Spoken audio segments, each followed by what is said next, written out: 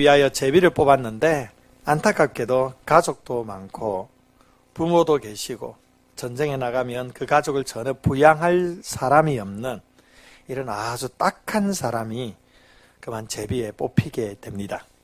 그 광경을 보고 그 사람의 친구가 너무 안타까워서 자기가 대신 자원해서 전쟁터에 나가겠다고 징발하는 책임자에게 말했습니다.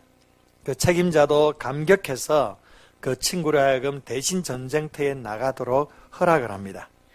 이 사람은 전쟁터에 나가서 나라를 위하여 열심히 싸웠습니다. 그러나 친구를 자기 대신 전쟁터에 보낸 이 사람은 친구가 혹시 전쟁터에서 무슨 일이 일어나지는 않을까 늘 노심초사해하며 걱정하면서 시간을 보냈습니다. 그는 언제든지 신문을 보면 전쟁 뉴스부터 먼저 보게 되고 특별히 어떤 곳이 격전지라라고 그런 소식이 들리면 마음이 조이곤 했습니다. 그러던 중 어느 날 전사자 명단에 안타깝게도 그 친구의 이름이 눈에 띄었습니다. 그 신문을 본 즉시 그는 전쟁터로 달려가 자기 대신 죽은 친구의 시체를 가져다가 자기 가족 묘지에 묻습니다. 그리고 그의 묘비에 이름을 쓰고 비문을 한 줄 간단하게 기록해 놓았는데 그 비문이 이렇게 기록되었습니다. 그는 나를 대신하여 죽었다. 이것은 미국 남북 전쟁 때에 일어난 실제적인 실화입니다. 친구를 위하여 목숨을 버리는 이런 이야기는 어쩌면 세상에서 들을 수 있는 가장 아름다운 이야기라 할 수가 있습니다. 그런데 성경에서는 이보다 더 아름다운 위대한 죽음에 대해서 우리에게 이야기하고 소개해 줍니다. 오늘 이제 에베소서 세 번째 시간을 맞이하고 있습니다. 지난주에 말씀을 나눈 것처럼 하나님께서 우리에게 신령한 복을 주셨습니다. 그 복의 첫 번째가 뭐였습니까? 조용하시네요. 창세전에 우리를 뭐 하셨다고요? 선택하셨습니다. 기억나십니까? 창세전에 하나님께서 우리를 선택하셨습니다. 우리를 선택하셨다는 것은 그만큼 우리의 존재가 하나님 앞에서 가치 있고 소중함을 우리가 말씀을 나누었습니다. 그리고 우리의 존재 자체가 하나님께 찬양이 됨을 말씀을 나누었고 또 우리의 삶이 하나님께 찬양 돌리는 삶을 살아야 됨을 말씀을 나누었습니다. 어떻게 한 주 동안 이 하나님을 열심히 찬양하며 사셨습니까? 예, 아멘을 크게 외치시는 분이 몇 분 계셔서 얼마나 감사한지 모르겠습니다. 계속적으로 에베소서를 공부하면서 여러분들 삶 가운데 하나님을 찬양하면 그 소리가 울려 퍼질 수 있기를 원합니다. 오늘은 하나님께서 우리에게 주신 신령한 복 두 번째 시간입니다. 그 복을 7절에서 말씀을 해줍니다. 우리 7절 다시 한번 읽어볼까요? 시작.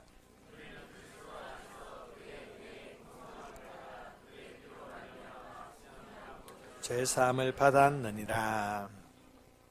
두 번째 복이 무엇입니까? 그리스도 안에서 우리를 속량하셨다는 것입니다. 이전 성경은 그냥 구속하다, 이 구속이 더 우리에게 익숙해져 있는데 구속이나 속량이나 똑같은 그런 단어입니다. 속량이란 헬라어로 아폴리트로시스라는 단어인데요. 이것은 그 당시에 노예가 자신의 신분에서 벗어나 자유를 얻거나 아니면 죄수들이 자신이 선고받은 형을 면제받기 위해 어떤 속전을 지불하는 행위를 말합니다. 따라서 이 속량은 자유, 구원, 풀어줌 이런 의미로 당시에 사용되어졌습니다. 구약시대에도 보면 노예를 해방하여 자유롭게 하려면 몸값을 지불해야 하는데 이를 속전 또는 대속물이라고 했습니다. 어찌 보면 조금 성격은 다르지만 오늘날에도 이 보석금이라는 제도가 있어서 이 죄수들을 이 보석금으로 통해서 풀려나는 그런 제도가 있죠.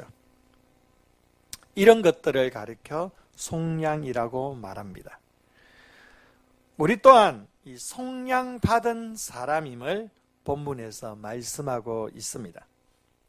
우리는 어떻게 속량을 받았을까요? 본문 7절에 보면 성도의 속량은 그리스도의 피, 즉 그분의 희생적인 죽음을 통해 이루어집니다. 우리가 치루해야 될 그 속전을 예수 그리스도께서 대신 지불해 주신 것입니다.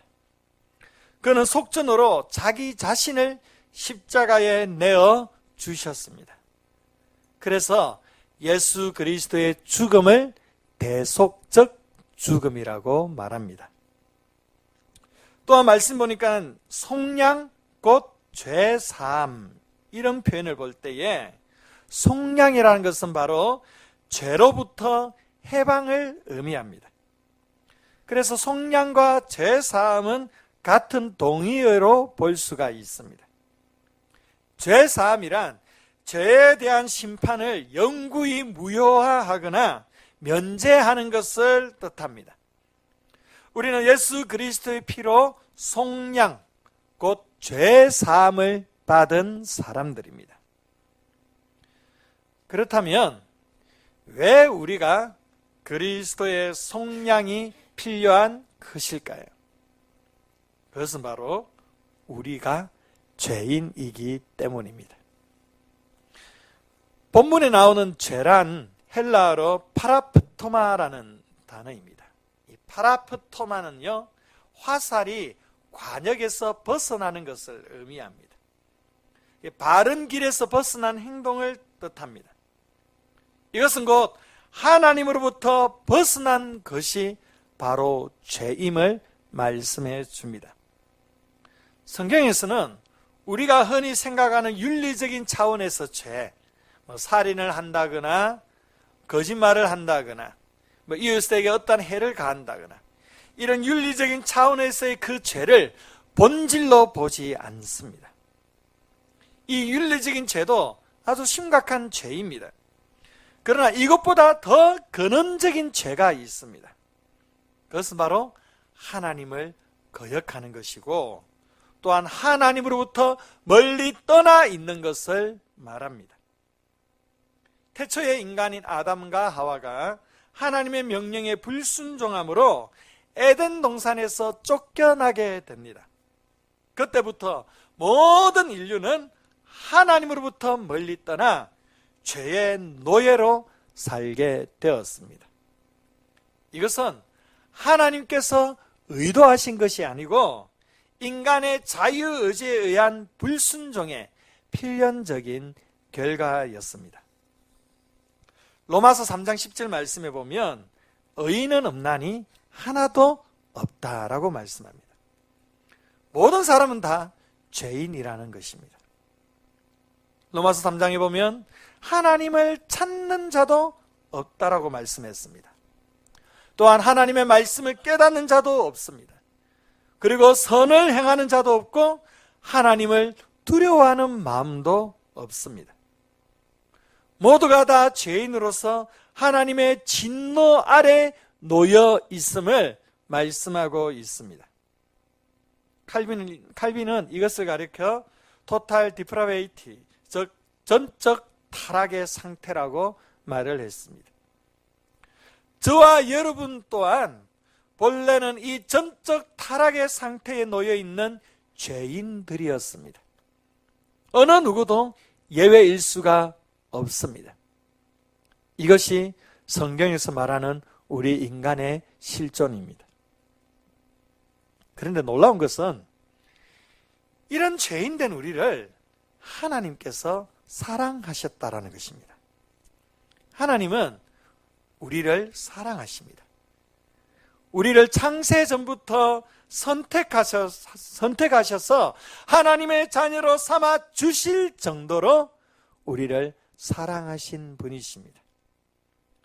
이 사랑은요, 하나님의 가장 대표적인 성품입니다. 그러나 하나님에게 있어서 이 성품과는 정반대되는 또 다른 대표적인 성품이 있습니다. 그것은 바로 하나님의 공의입니다. 하나님은 거룩하신 분이시기 때문에 절대 죄를 용납하실 수가 없습니다. 어떤 사람들은 하나님께서 죄를 만드셨다라고 생각하는 사람들이 있습니다. 그러나 하나님은 죄를 조성하신 분이 아닙니다. 어떤 사람들은 하나님이 인간이 죄를 짓도록 조성하셨다라고 얘기하는 사람도 있습니다. 그러나 절대 하나님께서는 인간이 죄를 짓도록 조성하시는 분도 아니십니다. 하나님은 절대 죄와는 상관없는 분이십니다. 그리고 그 죄를 철저하게 미워하시고 그 죄에 대한 대가를 분명하게 반드시 지불하게 하시는 분이십니다. 이것이 바로 하나님의 공의로우심입니다. 이사야서 59장 1절과 2절 말씀에 이런 말씀이 있습니다. 여호와의 손이 짧아 구원하지 못하심도 아니요 귀가 둔하여 듣지 못하심도 아니라 오직 너희 죄악이 너희와 너희 하나님 사이를 갈라놓았고 너희 죄가 그의 얼굴을 가리어서 너희에게서 듣지 않으시게 함이니라. 하나님께서 손이 짧기 때문에, 어쩌면 하나님께서 사랑이 너무 부족하고 미약하기 때문에 우리를 구원하지 못하신 것이 아니라는 것입니다. 오직 우리 안에 있는 그 죄가 하나님과의 사이를 갈라놓았다라고 말씀하고 있습니다. 이 죄에 대해 철저하게 징계하시는 것이 바로 하나님의 공의라는 것입니다. 하나님은 우리를 사랑하시지만 우리 안에 있는 죄는 절대 모른 척 하실 수가 없으십니다. 그러기 때문에 우리에게 남겨진 것은 바로 파멸과 영원한 멸망이었습니다. 우리를 사랑하사 우리를 하나님의 자녀로 선택하여 주셨지만 죄 가운데 있는 우리 모두의 종국은 멸망일 수밖에 없었습니다.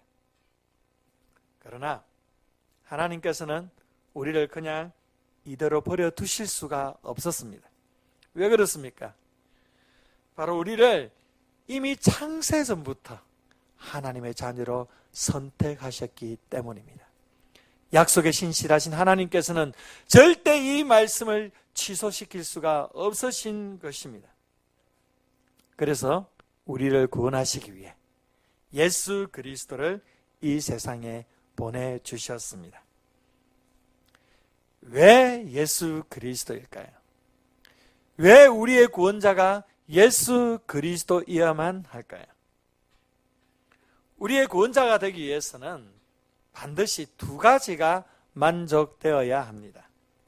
하나는 우리의 죄를 사하기 위해서는 반드시 죄가 없어야 합니다. 죄 있는 사람이 어떻게 죄 있는 사람을 구원할 수가 있겠습니까? 그리고 반드시 사람이어야만 합니다. 왜냐하면 죄의 대가는 반드시 피 흘림이 있어야 하기 때문입니다. 히브리서 9장 22절 말씀에 피 흘림이 없은즉 사함이 없느니라. 피를 흘려야만 죄 사함이 있다라고 말씀하고 있습니다. 하나님은 피를 흘리실 수가 없습니다. 인간만이 피를 흘릴 수가 있는 것입니다. 그래서 결론적으로는 죄가 없는 사람만이 구원자의 자격을 가지게 됩니다. 그런데 이 세상에 어느 누구도 죄가 없는 사람은 없습니다. 모두가 다 죄인인 것입니다. 그러기 때문에 우리를 구원할 수 있는 유일한 방법은 죄가 없으신 하나님이 육신의 몸을 입고 이 땅에 오셔야만 하는 것입니다. 그래서 독생자 예수 그리스도를 십자가를 지시기 위해 이 땅에 보내주신 것입니다. 이것이 바로 우리에게 베풀어 주신 하나님의 놀라운 은혜라고 말씀합니다. 7절 말씀에 그의 은혜의 풍성함을 따라라고 기록합니다. 그의 은혜의 풍성함. 하나님의 은혜는 아주 풍성합니다. 인간이 베푸는 은혜는 극히 제한적이지만 하나님의 은혜는 제한 없이 풍성한 은혜입니다.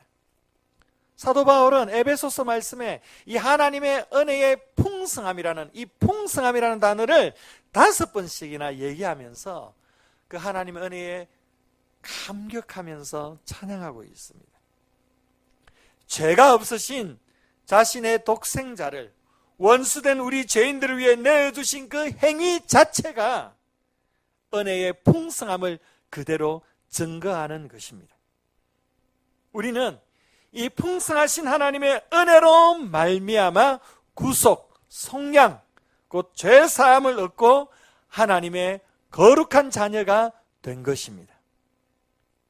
그래서 이 십자가는 바로 우리를 향한 하나님의 사랑의 확증입니다. 로마서 5장 8절의 말씀에 보면 우리가 아직 죄인 되었을 때에 그리스도께서 우리를 위하여 죽으심으로 하나님께서 우리에 대한 자기의 사랑을 확증하셨느니라. 이 십자가가 우리를 향한 하나님의 사랑의 확실한 증명입니다. 우리가 이 세상 가운데 살아가면서 하나님의 사랑을 의심할 때가 참 많이 있습니다. 과연 하나님이 나를 사랑하실까? 하나님이 나를 사랑하신다면 어떻게 나를 이렇게 내버려 두실 수가 있을까? 이런 의심들을 간혹 할 때가 있습니다. 이런 의심 가운데 하나님이 정말 나를 사랑하십니까? 라고 의심하며 질문할 때에 하나님의 유일한 대답은 이것입니다. 십자가를 보아라는 것입니다. 십자가를 보아라. 저 십자가가 내가 너를 사랑한다라는 확실한 증거이다라고 말씀합니다. 세상 어느 부모가 자신의 자녀를 죽음의 자리에 내몰 수가 있겠습니까?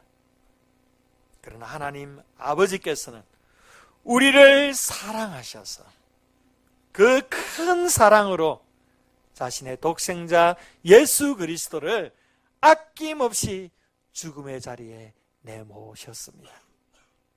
이 사랑을 무엇으로 설명할 수가 있겠습니까? 사랑하는 성도 여러분, 우리가 어떻게 우리에게 부어주신 이 놀라운 하나님의 은혜와 사랑을 의심하실 수가 있겠습니까? 아들까지 내어주신 하나님께서 우리에게 무엇을 아끼시겠습니까?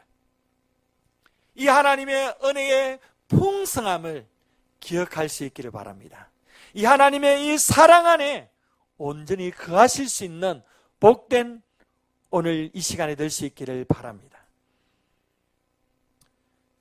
그렇다면 이제 이 그리스도를 통한 구속의 은혜가 우리에게 말해주는 것이 무엇일까요? 8절 말씀에 보면 우리 8절 말씀 한번 볼까요? 읽어보겠습니다. 시작.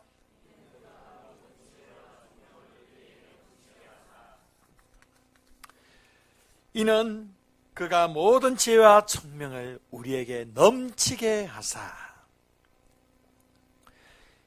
이 지혜라는 것은 소피아라는 단어입니다.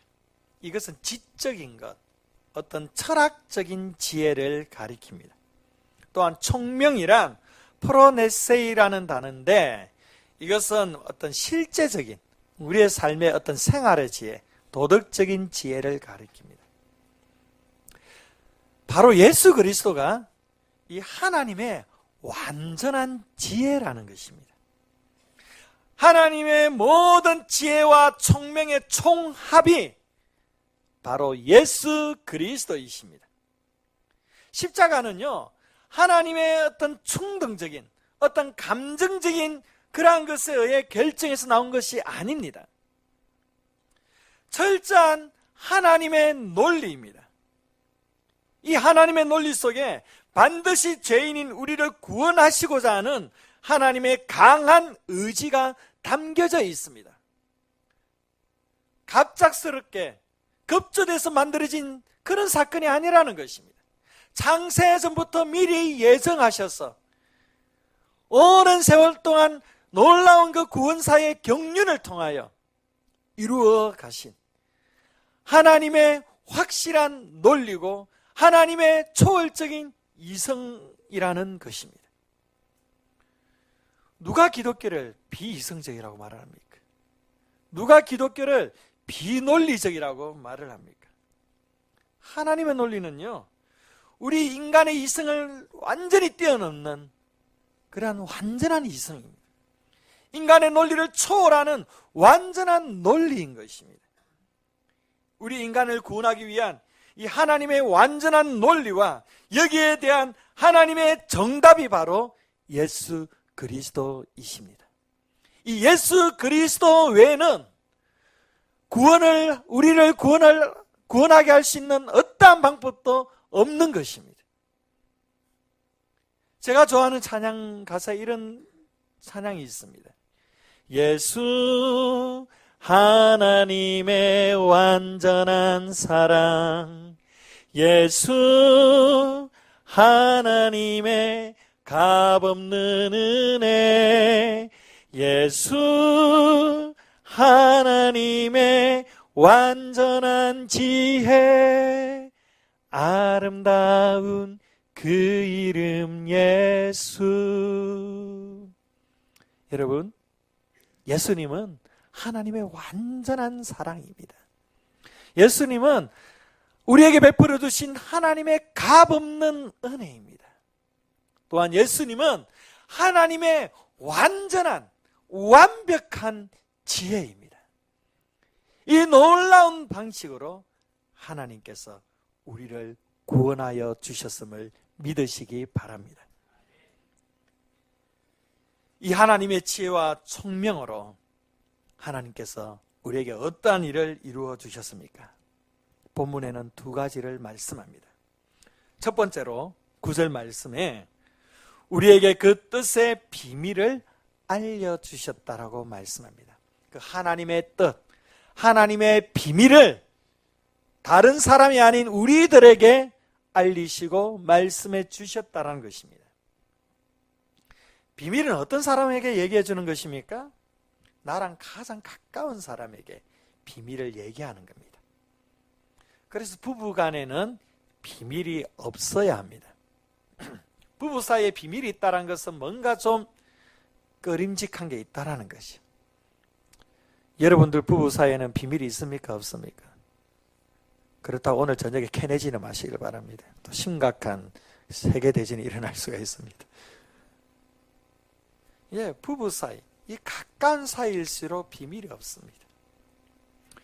제가 생수교회 이제 담임 목회로 부임하기 전에 어떤 그 과정 속에서 제가 본래는 예전부터 우리 아이들에게는 제 임지에 대해서 얘기를 잘 하지 않아요. 뭐 이해도 잘 못할 뿐더러, 그리고 굳이 얘기하게 되면 또 혹시나 또 다른 어떤 문제들이 있지 않을까 싶어서 얘기를 하지 않아요.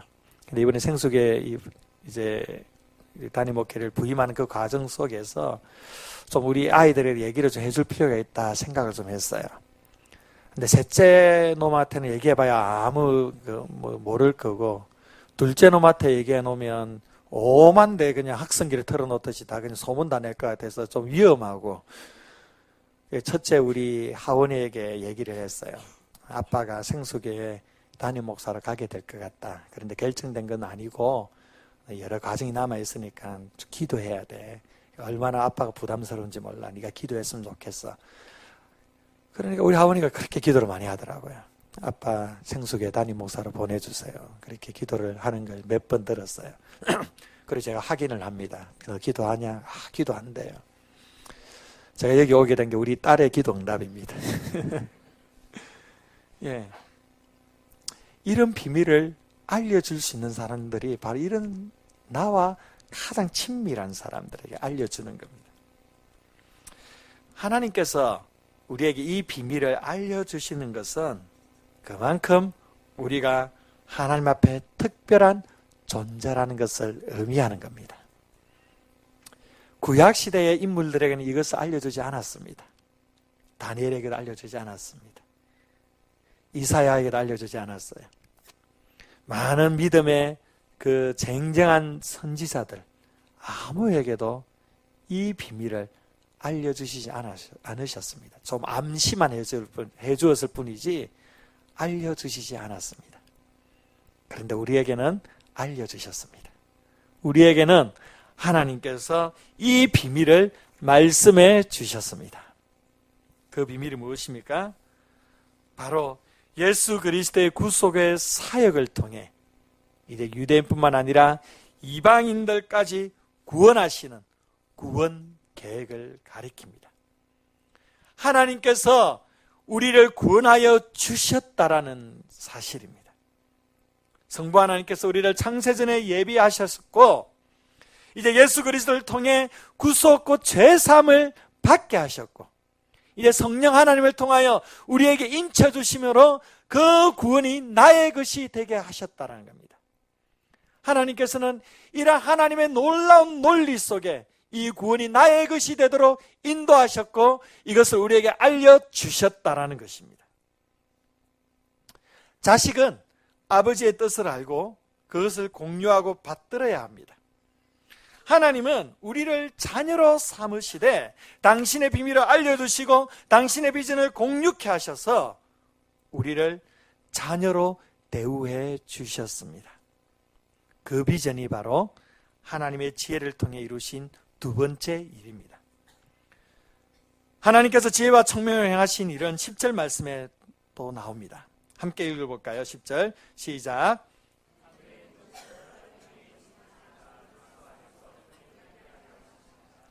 하늘에 있는 것이나 땅에 있는 것이 다 그리스도 안에서 통일되게 하려 하는 것이라. 이것이 하나님의 지혜로 그리스도를 통해 행하신 일입니다. 주기도문의 말씀 보면 하나님의 뜻이 하늘에서 이루어진 것 같이 땅에서도 이루어지이다. 하나님의 뜻은 하늘에서는 하나님의 보좌가 계신 그 하늘에서는 완벽하게 하나님의 뜻이 실현되어지고 이루어지고 있습니다. 그러나 이 땅 가운데서는 그 하나님의 뜻이 온전히 이루어지지 못하고 있습니다.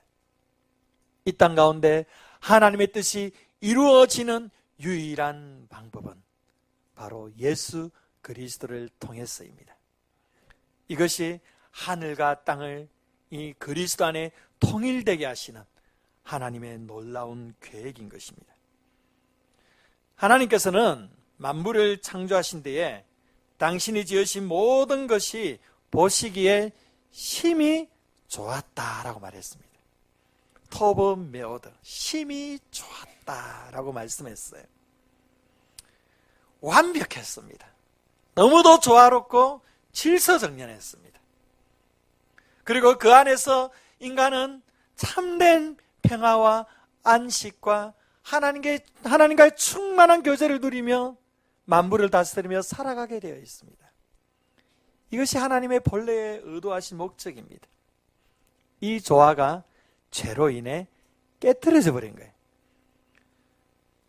죄는요, 인간을 타락하게 했을 뿐만 아니라 모든 만물을 분열과 무질서와 혼돈에 빠지게 했던 것입니다. 예수 그리스도의 구속의 사역은 죄인인 우리를 구원할 뿐만 아니라 모든 만물을 창조함을 받은 본래의 모습대로 조화롭게 회복시키는 것입니다. 그러기에 예수 그리스도의 구원 사역은 인류뿐만 아니라 모든 피조 세계까지 전 우주적인 구원 사역이라고 말할 수가 있는 것입니다. 이러한 새 창조의 역사는 이미 그리스도의 십자가와 부활을 통하여 시작되었고 장차 예수 그리스도께서 다시 오심을 통하여 완벽하게 완전하게 완성될 것입니다.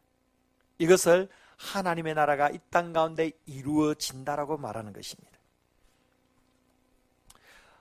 오늘날의 이 세상을 살아갈 때에 하나님께서 이 일을 열어놓으셨지만 여전히 하늘과 땅의 모든 것이 그리스도 안에 온전히 통일되지 못하고 있습니다. 죄악이 관영한 이 세상에서는 혼돈과 무질서와 타락과 공포가 강포함이 가득 차 있습니다. 전쟁의 소문도 끊이지 않고 있습니다. 서로 죽이고 서로 미워하면서 그렇게 살아가고 있습니다. 도덕적인 타락도 극치를 이루고 있어요. 우리나라도 얼마나 심각합니까? 얼마 전에 간통제도 폐지되었는데 이제 동성애 합법화도 사실은 시간 문제입니다. 타락의 극치를 달려가고 있어요.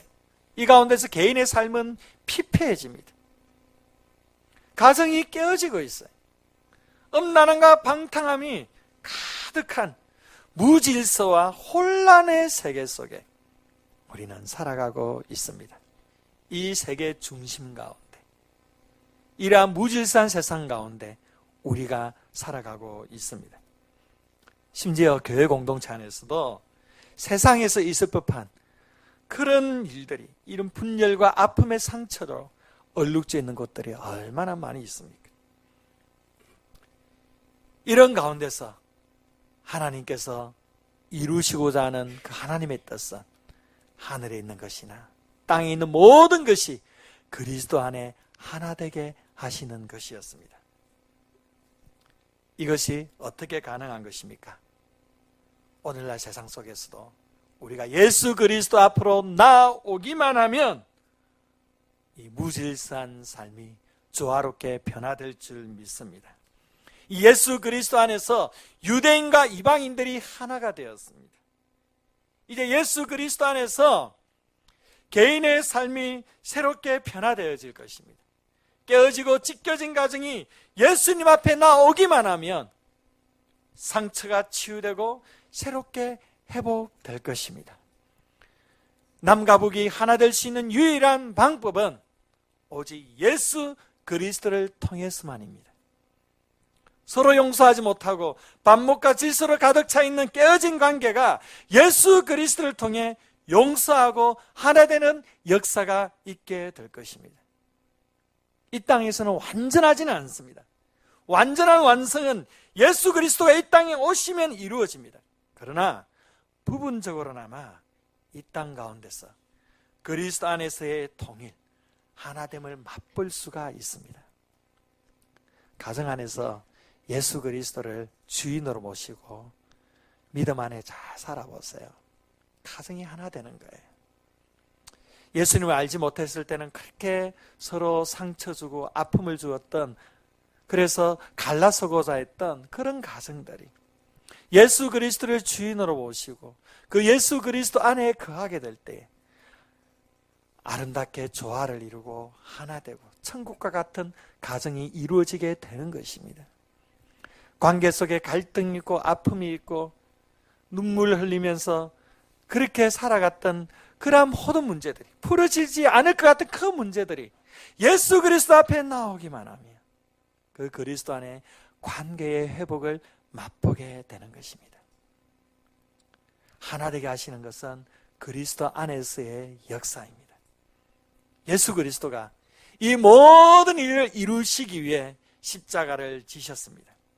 이 예수 그리스도만이 강포한 이 땅을 새롭게 하시고, 오직 예수 그리스도만이 교회를 하나 되게 하시고 가정을 하나 되게 하시고 하늘과 땅을 하나 되게 하시는 분이십니다. 예수 그리스도가 우리 인생의 정답입니다. 예수 그리스도만이 이 세상의 유일한 희망입니다. 이 예수 그리스도 앞에 나오면 이 땅 가운데서도 하나님의 나라를 맛보게 될 것입니다. 중요한 것은 우리가 이 일을 위해 부르심을 받았다라는 것입니다.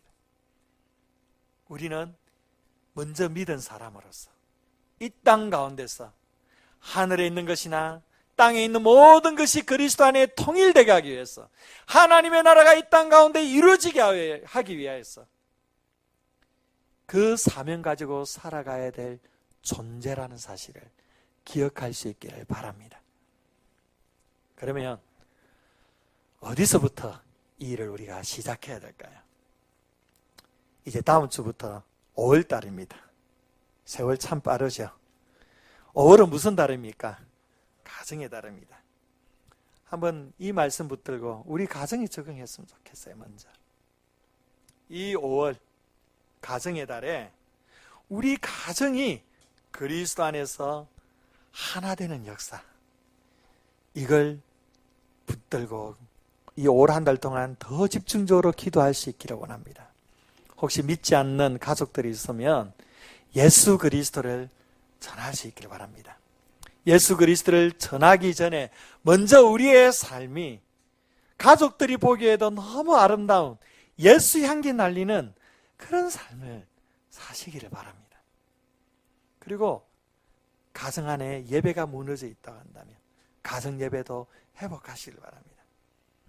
가정 안에 혹시 서로 용서하지 못하는 미움의 감정들이 있다면, 그래서 오기로 내가 버티고 앉아 있다면 다 내려놓으시고 그리스도 안에서 내가 먼저 용서를 구하시기를 바랍니다.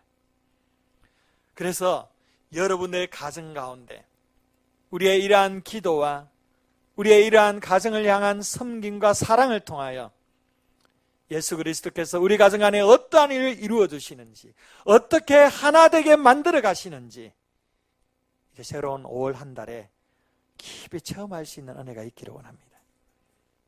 이렇게 가정 안에서 시작된 이 거룩한 운동이 우리의 삶의 현장, 사회 전 영역 가운데 계속 확장되어 갈 수 있기를 원합니다.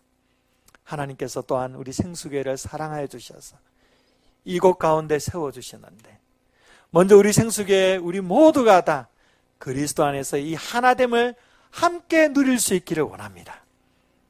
서로 사랑하고요, 서로 존중하고, 한 번도 말을 섞지 않았던 사람에게 더 가까이 나아가서 그리스도 안의 교제의 풍성함을 누리면서, 야, 이곳이, 이 생수교회 이곳이 천국이구나, 이런 놀라운 은혜를 경험했으면 좋겠습니다. 이러한 영적인 에너지를 가지고 여러분이 살아가는 삶의 현장 가운데 하나님의 나라, 하나님의 통치, 하나님의 다스림을 아름답게 이루어 나가면서 그리스도 안에 하늘과 땅이 통일되어지는 놀라운 은혜의 역사를 맛보시는 저와 여러분들의 삶이 되시기를 주의 이름으로 축원드립니다. 우리 함께